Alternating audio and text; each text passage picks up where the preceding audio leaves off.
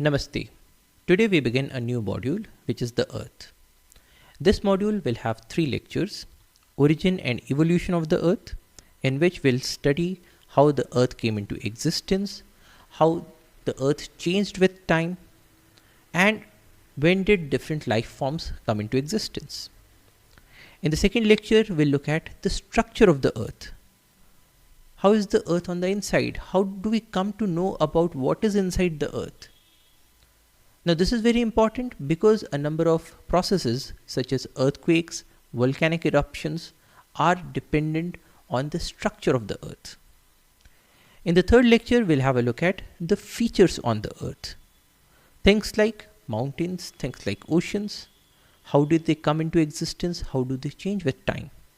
So this is the module in which we are going to discuss about the Earth, its structure and the features.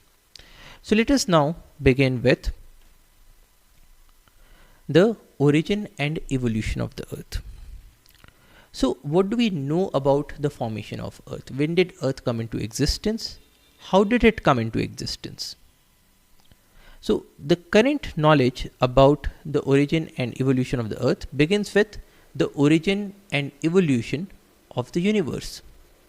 So in the year 1912, Westo Slipher observed that light from distant galaxies is redshifted, meaning that the galaxies are moving away from the Earth. So you observe that the light from the distant galaxies is redshifted. Now what does that mean? It means that if we look at a spectrum for say an element, and if this whole spectrum shifts towards red, which means that this whole spectrum shifts towards higher wavelengths. Now why would a spectrum shift towards a higher wavelength? Well, this happens because of the Doppler effect. So if things are going away from us, then the frequencies that we get from them, they reduce. So reduction of frequency is an increase in the wavelength.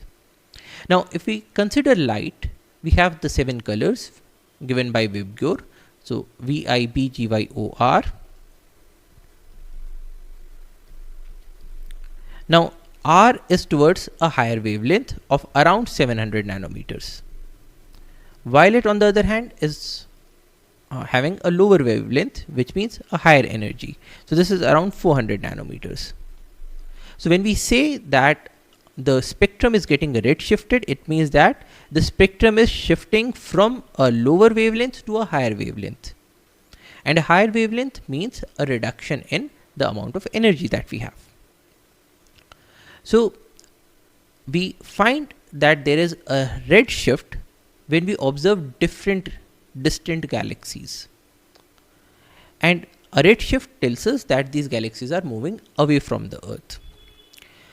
Now in the year 1922, Alexander Friedman provided the theoretical evidence that the universe is expanding. So we now not only have a practical data in the form of redshift of galaxies, we also have a theoretical foundation about the expansion of the universe. Then in the year 1927, Georges Lemaître identified that the recession of the galaxies can be explained by a theory of expanding universe. So what does this theory say? It says that if you look at different galaxies, and suppose this is our planet Earth, and we are observing different galaxies, and all these galaxies are moving away from the Earth.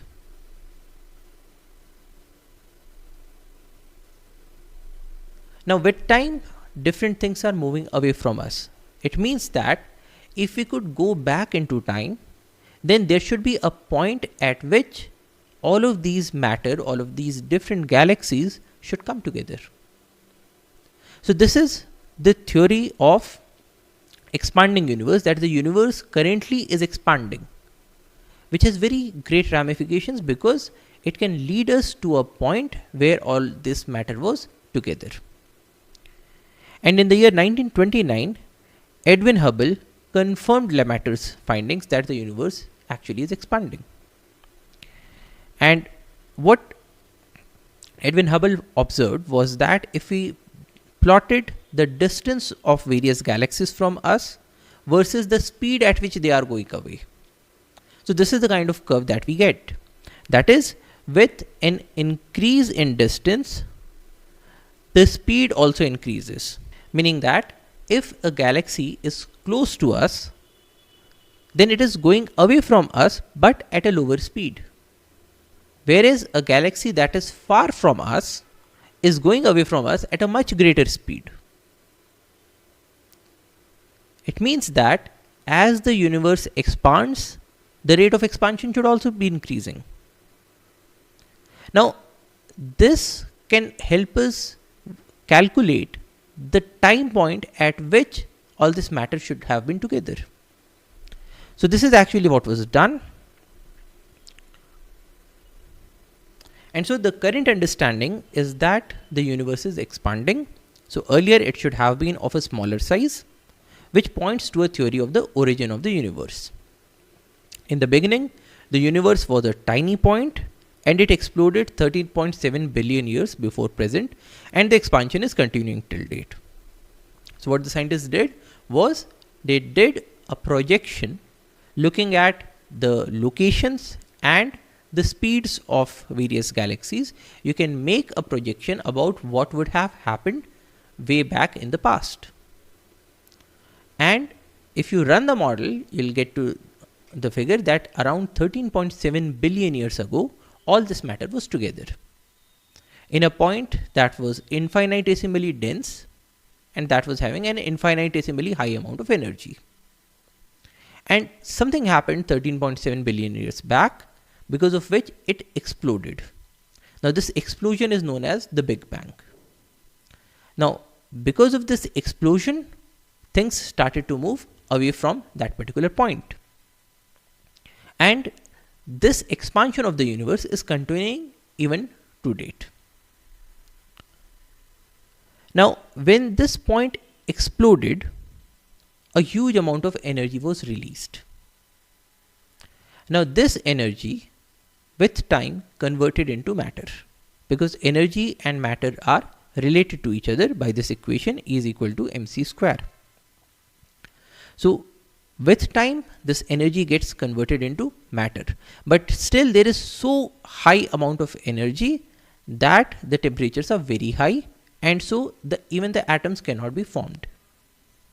So all the matter that was formed in that small period of time, that was there in a very hot surroundings, and so electrons and protons and neutrons, they just could not come together, and so atoms could not be formed.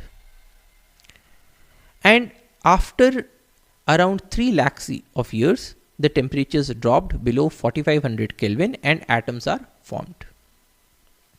And when these atoms get formed, then there are density differences in different locations, which result in differences in the gravitational forces. So essentially what happened was that around 13.7 billion years back, there was the Big Bang. A huge amount of energy was released. This energy got converted into matter, and when temperatures reduced, then this matter was able to come together, form the atoms, and once you have the matter, you have the force of gravity that starts to act. And because different locations will have different densities of matter, so different locations will have different amounts of gravitational forces. So if there is a location where the matter is close together, then the gravitational forces will be larger and it will start to clump together. Whereas in locations where the matter is having a very less density, then the gravitational forces will probably not be that strong. When you have the matter and when gravity starts to form, we have the formation of the galaxies. Now galaxies start to form with accumulation of gas in the form of a cloud-like nebula. So nebula is a cloud of gases. Clumps of gases become denser with time and result in the formation of stars around 5 to 6 billion years ago. So what is happening now is that you have a cloud of gas.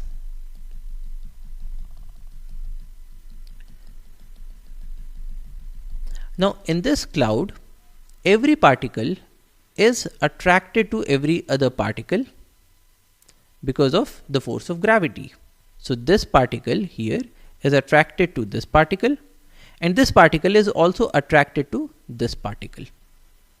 Similarly, this particle is attracted to this particle, and this particle in turn is attracted to this particle. You have a force of attraction here as well. You have a force of attraction here as well. Now, the force of attraction or the gravity is given by this equation. Force is equal to G m1 m2 by r square, where G is a constant, m1 and m2 are the masses of any of these two particles between which we are trying to calculate the gravitational force, and r is the distance between both of them. Now, one thing that is clear with this equation is that if m1 or m2 or both of them are large, meaning that you have larger sized particles, or you have lumps of particles, or you have stones that are getting formed, then if the mass increases, the force of attraction also increases. And the second thing is that the distance, if distance increases, the force reduces.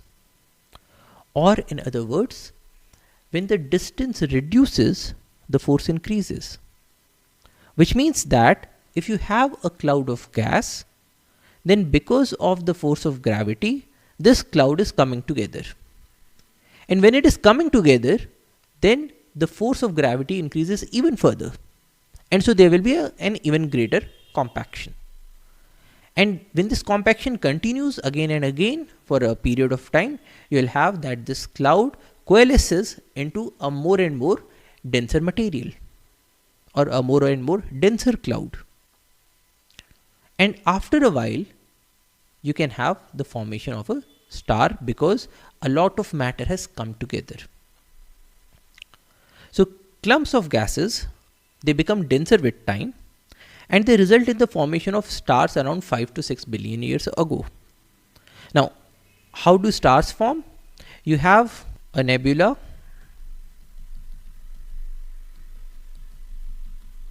Now, this nebula, it has started to contract, and now it has become a very dense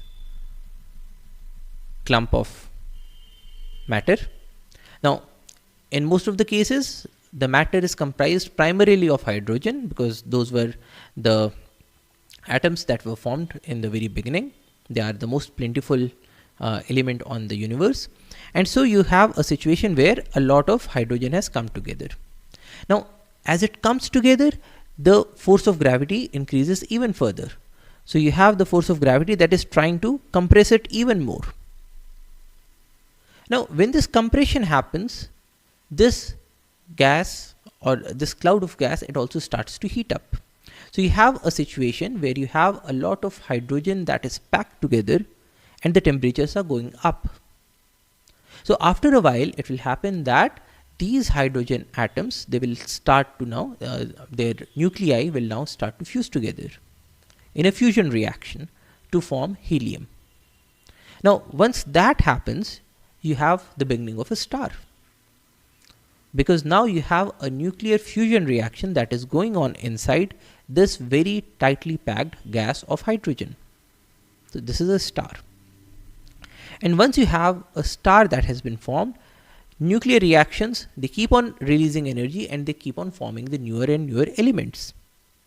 And some of these nuclear reactions are hydrogen that is coming together to form deuterium, giving out positron and neutrinos. Then you have a normal hydrogen that is reacting with deuterium to form helium-3. Then helium-3 combines together to form helium-4, which is the normal isotope of helium. Then helium reacts with one another to form carbon. And for a small amount of matter, you can even have the formation of the higher elements, such as neon, or sodium, or magnesium, or oxygen, silicon, phosphorus, and so on. Now, remember that in a number of cases, these higher elements, or the more massive elements, there will be a very small fraction of the new elements that are getting formed. Most of the reaction will be the conversion of hydrogen into helium with the release of energy. But the more massive elements, they also get formed, albeit in a smaller quantity. If you look at the reactions further, you can even observe the formation of sulfur or argon or calcium or titanium or chromium, iron, nickel, zinc, and so on.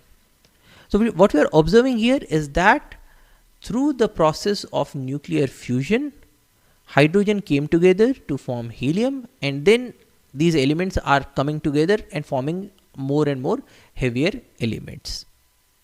Now this is how we get to all these different matter that we see around us today.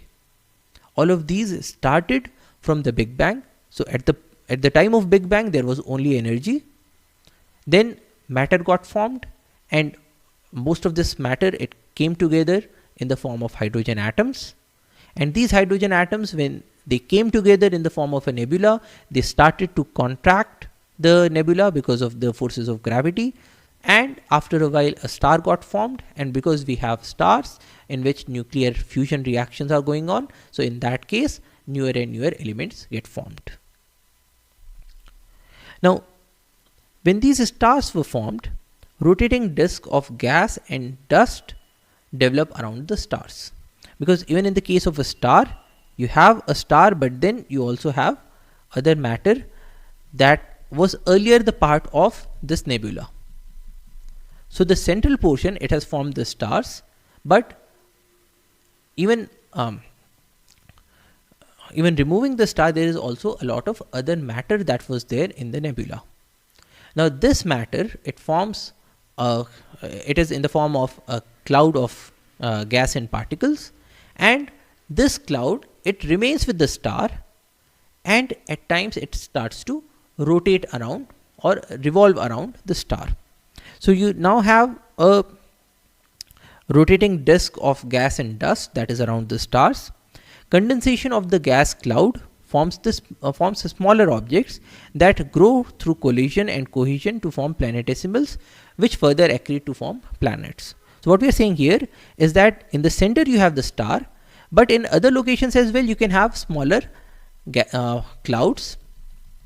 And so here you have a much massive cloud that was coming together, but at other locations as well you have the forces of gravity that are acting, and it is leading to the formation of small objects, small lumps of matter. Once you have the lumps of matter, you have an increased mass, and increased mass results in more amount of force, and so now these lumps also come together. They come together, they stick together, and they form small bodies that are known as planetesimals. Later on, with the accretion of more and more mass, ultimately you have a planet that gets formed.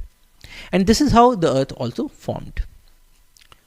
So if we look at the life cycle of a star, we'll find that it begins with a nebula, which is a cloud of gases. Then this cloud of gases, it starts to collapse under gravity. When it collapses, it forms the core of a star or a protostar. Now once the nuclear fusion starts, you have a star that has formed. Now the star has hydrogen that it is using up in the process of nuclear fusion to create helium, and in this process it is giving out energy. But then the storehouse of hydrogen in the star is limited. So there will be a point at which this hydrogen will get used up. Now once that happens, then we'll observe that the star will come towards the end of its life stage. So how will that work? So you have a star, and the star has a very dense core in which you have the nuclear fusion that is going on, but surrounding it there will be the envelope which is not as dense. Now at all times there are two kinds of forces that are acting. There is the force of gravity that is trying to push this star even more together. So it is trying to make this star more and more dense. But at the same time, you have the nuclear fusion reactions that are going on inside, and that is also releasing energy. Now this energy is trying to make this star explode outwards. Now for the most of its life cycle, both of these forces, they balance each other. So the star exists without collapsing further or without expanding. Now later on, what happens is that when in the inside the hydrogen has been extinguished, or it is nearing its completion, so at that time the amount of energy that the star is creating, it reduces. So now it is giving out a very small amount of energy, and so there is a small force that is pushing the atoms outwards, whereas the gravitational force, it is as good as before. And so now the gravitational force becomes the more dominating force, and because of that the core gets crushed. So it becomes, from this size, it becomes a smaller core, a smaller but a more denser core. And for the other material that was on the outside, that was in the envelope, or which was surrounding the core, now because it is being pushed because of gravity, so now it has also come to like this level, and now this has become dense enough that now you have a nuclear fusion that starts in this shell. Once that happens, the shell starts to expand, because now you have energy that can be used to push the matter outside. So you'll have a dense core that is forming, but at the same time the envelope is expanding, and this expanded envelope leads to the formation of a red giant. So in the case of a red giant, it is a stage in the life cycle that is there for medium sized stars, in which case the size of the star has increased a lot because the shell has expanded, the core probably has condensed even further, but this last size shell is having the nuclear fusion reactions, and it is having it is giving out light, and so it still is a star, but it has expanded in size. So that is a red giant. Now in the case of a red giant, you can have after some time, when this hydrogen also gets extinguished, you'll have a situation where this red giant has expanded a lot, and so with expansion it has cooled, and now you do not have nuclear fusion that is going on around it, but all the matter that was there in the shell, that has now expanded out, and so now is available for the formation of another star or another planet or planetesimal or whatever. So now from this red giant stage, you have a stage of planetary nebula, in which case you have this small core that was earlier the energy giving portion of this mid-sized star, but it has now collapsed, and the outer shell, it has expanded and it has now cooled up, and so now you have a planetary nebula. Now with time, this core can convert into a white dwarf, in which case there is no more nuclear fusion that is going on, but the energy that is inside the core, because it is a very hot body, so the energy is slowly given out, and in that case, till you have energy that is coming out, you'll say that it is a white dwarf. Afterwards, when this core has cooled down even further, then you'll call it a black dwarf. So later on it will become a black dwarf. Now this is for the mid-sized stars such as the sun.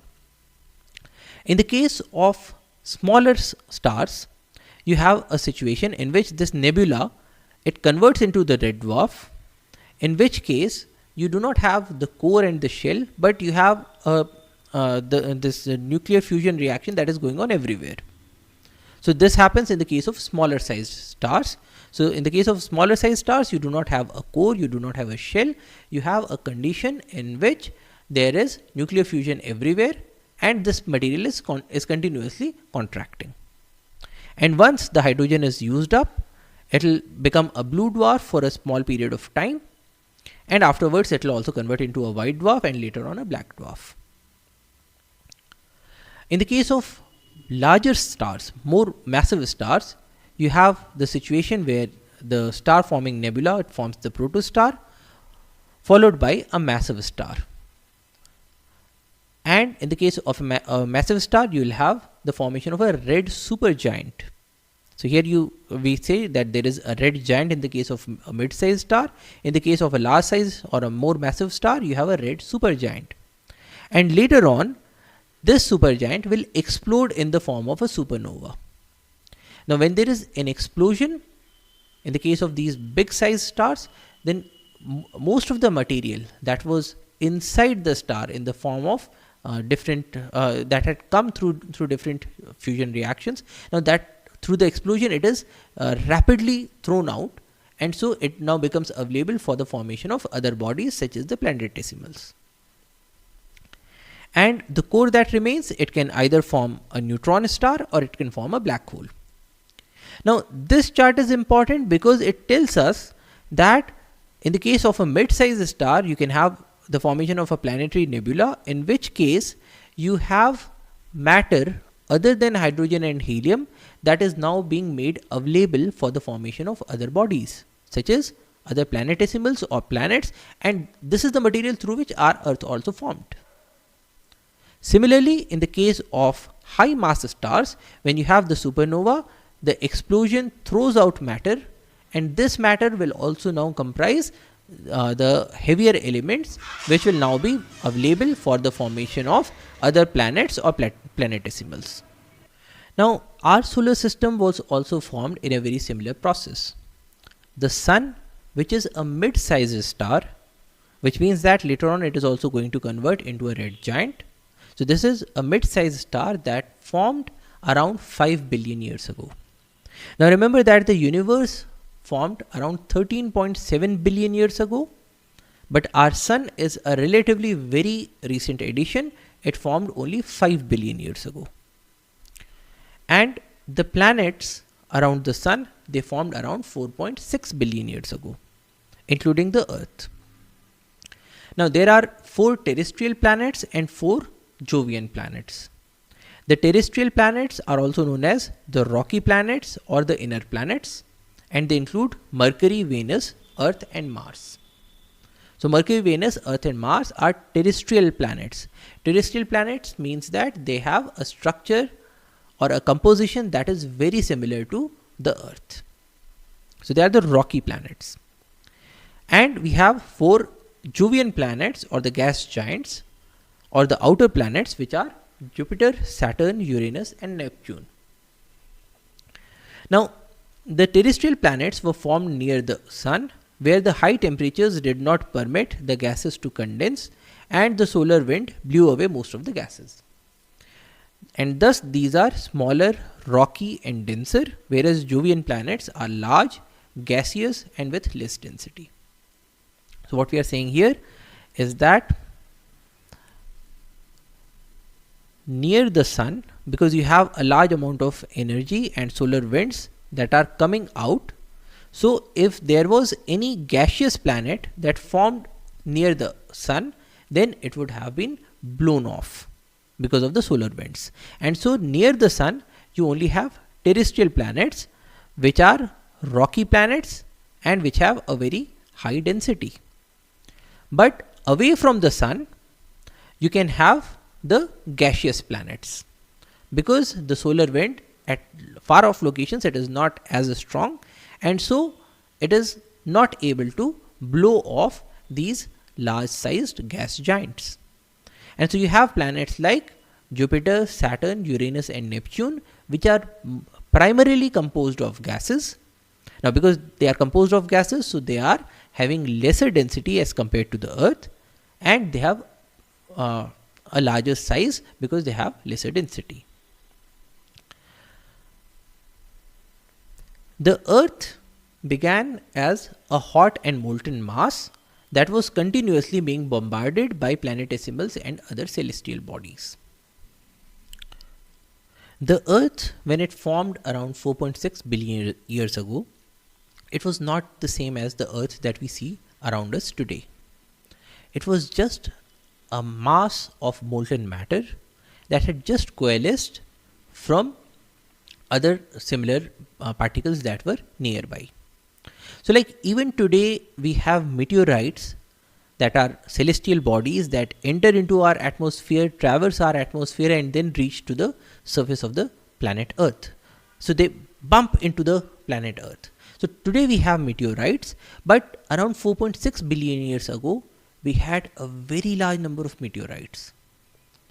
Because through time, most of the matter that could have come to the Earth, that could have bombarded the Earth, that has already bombarded the Earth. Because there is a gravitational attraction between Earth and these other bodies, and so they are getting attracted and they are bombarding the Earth. But through time, most of them have already bombarded, so they have already been extinguished. Also, with time, when we developed an atmosphere around the Earth, then most of these matter, when they entered into the atmosphere, they got burnt up in the atmosphere, like the meteors that we have today. Meteors or the shooting stars are also these small bodies that come towards the Earth, that enter into the Earth's atmosphere, that are attracted by the Earth towards its surface, but through the atmosphere they get burnt out, and so they do not reach to the planet. But earlier, when we did not have the atmosphere, nearly each and every of these smaller bodies, they were able to reach and strike the surface of the Earth. Now, whenever you have these bodies that are striking at the surface, you have a condition in which the potential energy is getting converted into thermal energy. So all the potential energy that was there because of gravitational attraction between Earth and these smaller bodies, all of that energy, that potential energy, when these objects they struck at the Earth, all of that energy got converted into thermal energy, which is heat. Now, more and more number of materials that are bombarding each other, the higher the temperature goes, and ultimately the Earth turned out to be a molten body. So it started as a molten body. There were also other sources of heat. So you have gravitational compression. So the Earth, when it was formed, it was not as dense. Gravity was coalescing it more and more towards the center, and so because of this gravitational compression also, there was a release of energy. So in this case as well, you have the conversion of a gravitational potential energy into a thermal energy. And you also had radioactive decay, because quite a lot of the material that had come together to form the Earth, that also comprised the radioactive materials. Now through radioactive decay as well, heat is released. And you also had the impacts with asteroids and other planetesimals. So the Earth started as a molten body. Now when you have a molten body, you can have a separation of materials through gravity depending on their density. So due to gravity, the heavier materials such as iron, they sank towards the center, whereas the lighter elements remained on the surface. So with time, you have that all the denser materials, they move towards the center, towards the core, and the lighter materials, they remain on the surface. And so there you have a differentiation of material, a differentiation of density throughout the Earth. Now this is important because it led to the structure of Earth that we have today. And with cooling, an outer crust formed out of this molten mass. So earlier the Earth was completely a molten blob, and as it cooled, you had a situation in which a small crust formed on the top. And we get a differentiated layered structure of the Earth. So this is how the Earth appears today. If you made a cross section of the Earth, you'll find that the outer layer, which is known as the crust, that is having the least density. Because early on, when the Earth was molten, you had all the denser materials that sank towards the center, and only the lighter materials remained on the top. Now it is those lighter materials that have formed the crust that we see today. And so the density of the crust is less. In the oceans, the crust is only 5 kilometers thick with a density of 3.3 grams per cubic centimeter. Compare this to the core. Now core is the central portion, And here the density is from 5 grams per cubic centimeter to 13 grams per cubic centimeter. Now, at the center you have a density of 13 grams per cubic centimeter, but on the crust you have only 3.3. So the crust is much lighter and it remains on the top. Oceanic crust is 5 kilometers thick. Continental crust is 30 kilometers thick and is even lesser dense. So it is 2.7 grams per cubic centimeter in density. So this is the crust, what we have represented in the green shade. Below the crust you have a mantle. Now the mantle, it begins at the Mohorovičić discontinuity or the Moho discontinuity, which is this point or this surface between the crust and the mantle that was discerned because the earthquake waves moved at a very different characteristic in the crust versus the mantle. So this is the point at which you have a distinction between the propagation of waves, and so we call it the Mohorovičić discontinuity or the Moho discontinuity. So the mantle starts from this point, Moho discontinuity, up till 2900 kilometers. So this is a very thick portion or a very thick layer of the earth. Now the mantle is comprised of materials that have a medium density in between the crust and the core. It is not as dense as the core, but it is not as light as the crust. It is comprised mostly of solid materials, but these materials are not as much coalesced, because of which with time they behave as a viscous liquid. The upper 400 kilometer portion, which is this portion, is known as asthenosphere or the weak sphere and is the main source of magma. So magma is the molten material that comes out during volcanic eruptions, and this magma comes from the mantle, from the upper portion of the mantle, which is also known as asthenosphere. The crust and the uppermost mantle form the lithosphere. Lithos is rock, so lithosphere is the rocky sphere, which is the solid portion, the solid sphere. So the crust and the upper mantle form the lithosphere, which has a thickness between 10 to 300 kilometers. Now the innermost layer is the core, which is also known as the knife layer for nickel and iron. So nickel and iron, because they are the more heavier elements, so when the earth was molten, they moved towards the center because of gravity, and so the core is mostly comprised of these heavier elements, and so it is also known as the knife layer for nickel and iron. Now this core, it begins at 2900 kilometers depth and it goes on till the center of the earth, which is 6400 kilometers. The core is differentiated into two portions. The outer core is liquid with a density of 5 grams per cubic centimeter, and the inner core is solid with a density of 13 grams per cubic centimeter. So there are 2-3 things that you can make out. One, as we go deeper, the density increases.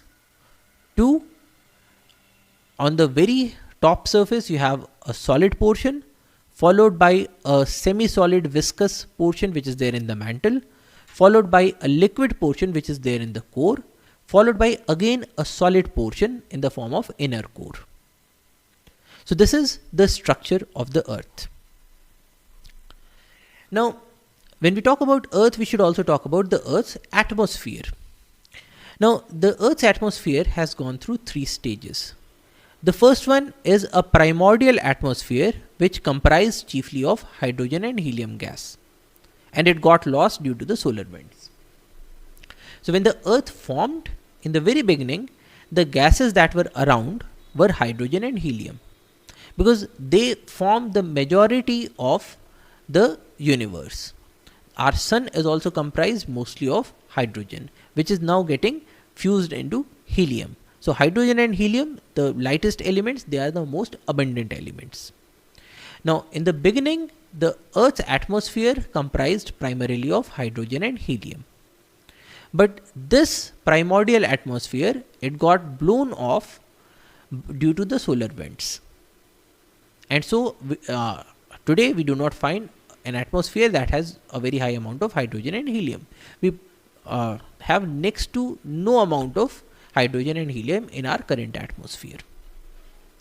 Now in the second stage, we had degassing of the solid earth, which means that the solid matter that had come together, it had struck the earth, it had bombarded the earth, it had coalesced together with the earth, and the earth converted into a molten material. And this molten earth, it released the gases that were there inside with the rocks. So for instance, if today you take a lump of calcium carbonate and if you heat it, then you have a release of carbon dioxide. Now similarly, in the early earth, if there was a lump of calcium carbonate that came towards the earth, it bombarded the earth and it touched the very hot surface of the earth, then slowly and steadily the carbon dioxide was released. Now carbon dioxide being a heavy gas, it is much heavier than hydrogen or helium. So hydrogen and helium could be blown away due to the solar winds, but this heavy gas, carbon dioxide, it could not be blown away. So it remained together with the earth. So it formed a part of the atmosphere of the early earth that was not blown away by the solar winds. Now similarly, other gases such as water vapor or nitrogen or methane or ammonia and very little amount of free oxygen, they were also released because of the degassing process. So degassing is the process in which the gas that is there in the form of a chemical, it gets released because of the intense heat and pressure. So when the material is contracting, at times the gas is released. When the material is heated, at times the gas gets released. So in the stage 2, you have an atmosphere that is rich in water vapors, nitrogen, carbon dioxide, methane, ammonia, and a little amount of free oxygen. Now around 4 billion years ago, oceans formed due to the deposition of the condensed water. So what we are saying here is that when you had the early atmosphere that was rich in water vapor, with time, as the earth cooled, as its atmosphere cooled, this water vapor condensed, and when it condensed, it became liquid water and it came down to the earth.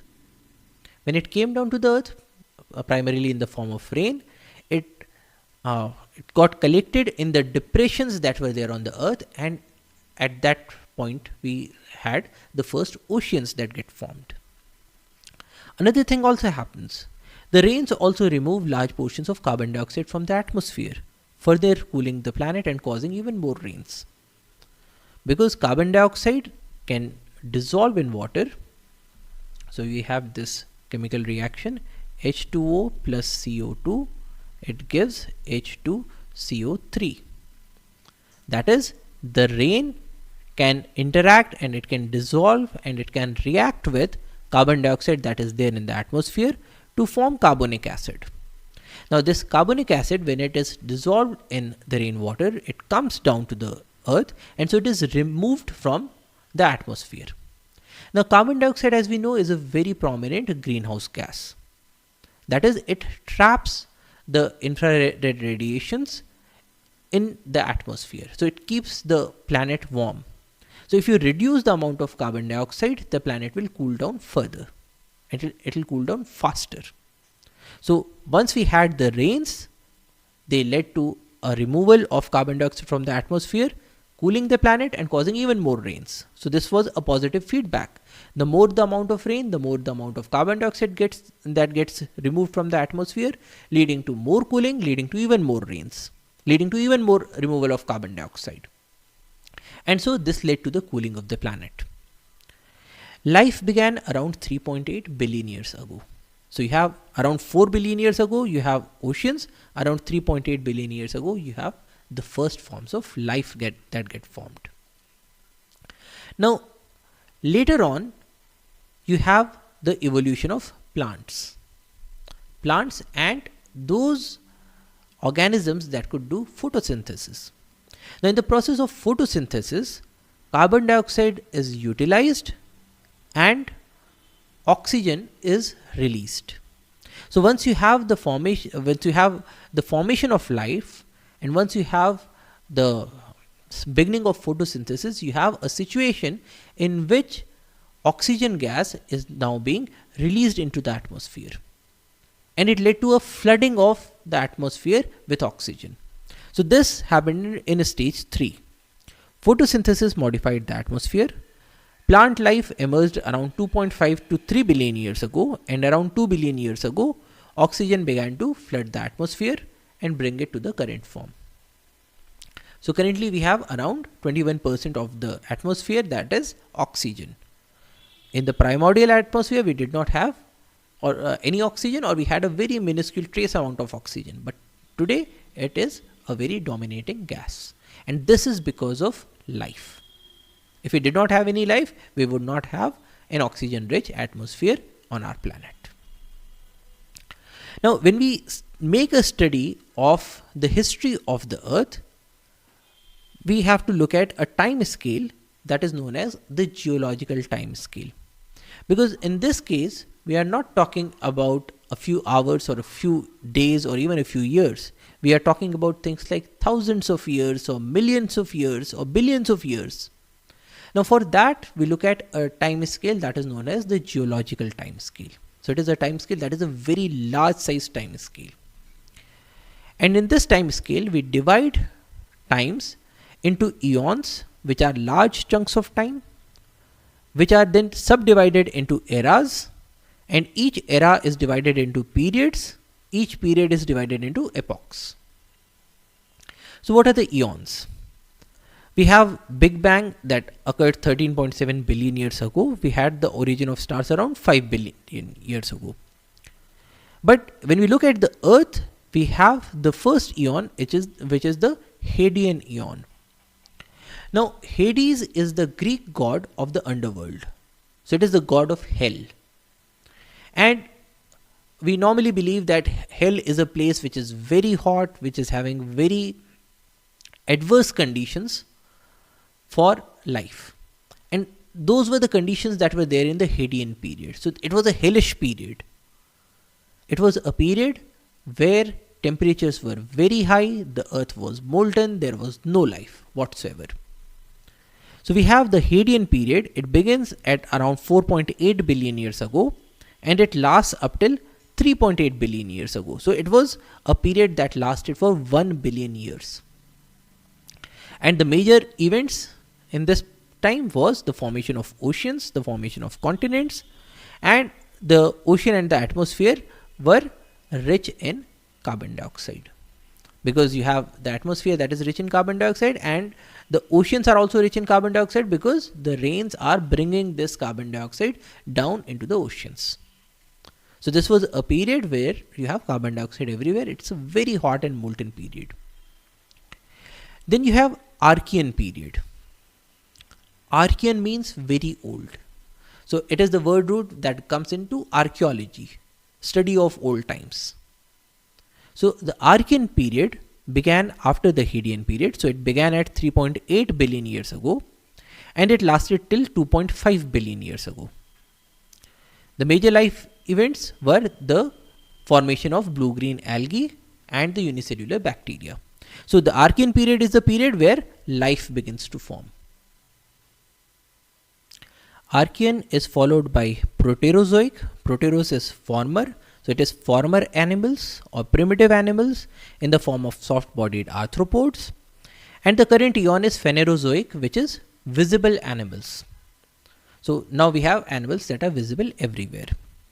Now the current eon is divided into 3 eras, which is Paleozoic, which is old animals, Mesozoic, which is middle animals, and Cenozoic, which is new animals. In the beginning of the Paleozoic era, we did not have any terrestrial life. There were only marine invertebrates. Then with time, we have the evolution of fishes, the first trace of life on land in the form of plants. Then we have evolution of amphibians, reptiles, and then we have a period in which the reptiles dominate and they replace the amphibians. But then we have a Permian Triassic extinction event in which a large number of species on this planet, they became extinct. And we again begin with a Triassic period, which was dominated by frogs and turtles. So again, it is dominated by amphibians and reptiles. Then we had Jurassic period, which was the age of dinosaurs, followed by a Cretaceous period, which saw the extinction of the dinosaurs. Then we have the Cenozoic era, where we have two periods, tertiary and quaternary. In the tertiary period, we had the expansion of the mammals. So we begin with small mammals, because at this time point, at around 65 million years, we have the extinction of dinosaurs. So again, there is a void that gets created, and this void is now filled up by the mammals.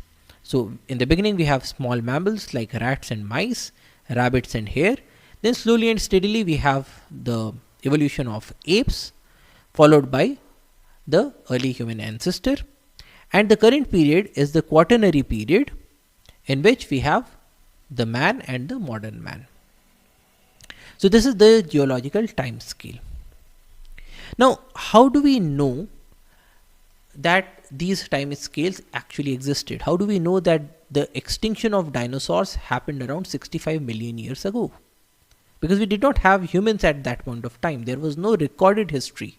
So how do we know that it happened 65 billion years ago? So there are a number of ways to date things. So if you have, say, a fossil of a dinosaur, you can figure out when this fossil was formed. Similarly, when we talk about the formation of mountains or the erosion of landforms, we can figure out when this happened. And we do this through dating methods. And there are two different dating methods. The first is relative dating, and the second one is absolute dating. Now, relative dating says, or it tries to figure out which came before and which came after. So it tries to put a time point in terms of before and after. So how do we do it? There are certain principles of relative dating. So what are those?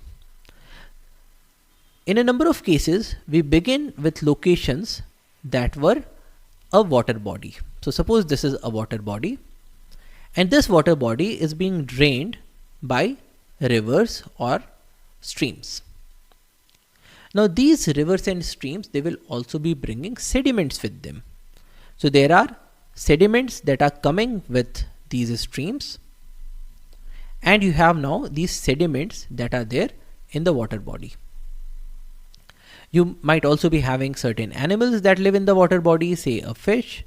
There are also some organisms that are coming from the land in the form of, say, a dead log or a twig, or say a fruit of a tree that fell into the river and is now brought to this water body.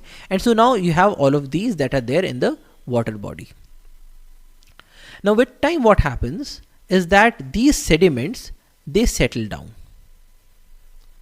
And when they settle down, they form different layers.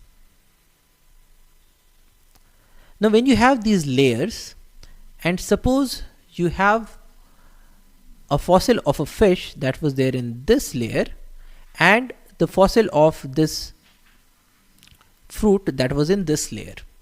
So can you tell which came first? The fish came first or this fruit came first? Well, obviously, the lower layers, they were formed earlier. So this portion is earlier and this portion is later. So in this case, by looking at the fish that is there in the lower layer, we can say that the fish came earlier and this fruit came later.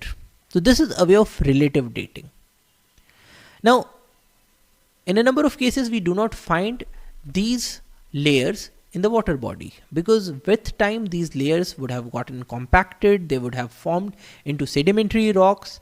These rocks probably would have moved to some other places because of geological processes, but still we can make a number of deductions by looking at the principles of relative dating. So these are the principles. One, principle of superposition. In an undisturbed sedimentary strata, bottom layers are older than the layers above them, which is what we saw here.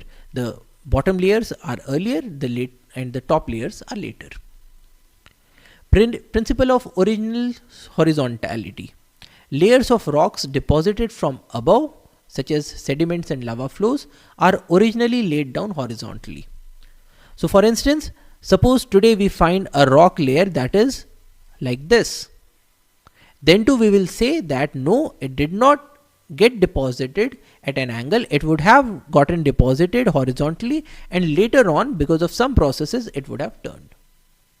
So this is the principle of original horizontality. We have the principle of lateral continuity. Within a depositional basin, the strata are laterally continuous in all directions till the edge of the basin. So if we consider this layer would begin at this point and it will be continuous till this point. There is no breakage. So if we look at a layer, and we can make correlations between things that are formed at one point and things that are found at another point, because both of these, if they are there on the same layer, then they would have been deposited at the same time point. Then we have the principle of cross-cutting relationships. That is, deformation events such as folds, faults and igneous intrusions that cut across rocks are younger than the rocks themselves. It means that if you find a layer that has been, say, cut like this, so this event of cutting would have come after the formation of the rock, because of which this rock has been cut. This event of cutting the rock, or an event of folding the rock, or an event of thrusting the rock, it could not have occurred before the formation of the rock itself. Similarly, if you have a rock with an inclusion, then the inclusion is older than the host rock, because it was formed before and later on it got incorporated into the rock. So the intrusion is older than the rock itself. Then we have the principle of fossil succession. That is, assemblage of fossils are unique to the time that they lived in, and so can be used to age the rocks across a wide geographic distribution. That is, when the fossils are found in a layer of rocks, then the layer should have been formed at around the time when the fossil was formed. And in the case of fossils, we can also make use of absolute dating methods such as radioisotope dating. So we can make use of carbon dating. Now carbon dating is based on the fact that the radioactive carbon, which is carbon 14, it decays with time, and so there is a half-life through which we can back calculate when that organism was living. Similarly, in the case of rocks, we can make use of uranium dating methods. So these are absolute dating methods which tell us the exact time point. So if you have layers of rocks and you know the exact time points of some portions that were there in a layer, then you can make corroborations. Another absolute dating method is thermoluminescence, in which case ionizing radiations introduce electrons in crystal lattices, and these electrons are stored because they do not have sufficient energy to come out. So if you look at an old piece of rock, there will be a number of electrons that are inside, and if you heat up this piece of rock, typically sedimentary rocks are used for this. If you heat this up, then these electrons will get released, and the more the number of electrons, the older is this rock specimen. So this is thermoluminescence dating. Another is fission track dating. That is the analysis of the damaged trails or tracks that are left by fission fragments in uranium bearing minerals and glasses. More the number of tracks, older is the sample. Which means that if you have a glassy material with uranium inside, and uranium being radioactive, it decays, and when it decays, it leads to cracks in that glass. So more the number of cracks, the older this glass should be. So we can make use of relative and absolute dating methods to understand what was formed and when it was formed. So this is about the origin of Earth, and we'll continue our discussion in the next lecture. That's all for today. Thank you for your attention. Jai Hind.